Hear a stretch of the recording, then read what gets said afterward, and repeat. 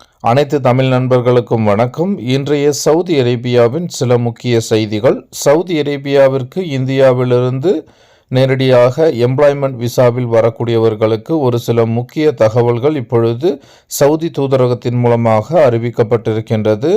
இதற்கு முன்பாக Saudi Arabia வருவதற்கு வேலைவாய்ப்பு விசா கிடைத்தவுடன் அவர்கள் மெடிக்கல் போட்டு பின்பு அவர்கள் ஸ்டாம்பிங் அடித்த பிறகு அவர்கள் நேரடியாக விமான டிக்கெட் எடுத்தவுடன் சவுதி அரேபியாவிற்கு வந்து விடலாம். ஆனால் இப்பொழுது சவுதி அரேபியாவிற்கு வரக்கூடிய அனைத்து வேலைவாய்ப்பு விசாவில் வரக்கூடியவர்களும் கட்டாயம் பிசிசி சர்டிஃபிகேட் கட்டாயமாக்கப்பட்டிருக்கின்றது.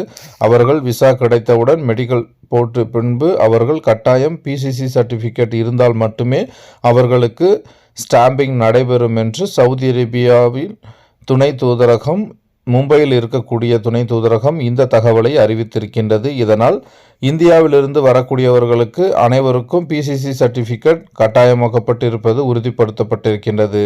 இத்துடன் சவுதி அரேபியாவின் செய்திகள் முடிவடைந்தது. இது போன்ற தகவல்கள் உடனுக்குடன் தெரிந்து கொள்ள 777 தமிழன் மீடியாவை சப்ஸ்கிரைப் செய்து கொள்ளுங்கள். தேங்க்யூ ஃபார் வாட்சிங். நன்றி, வணக்கம்.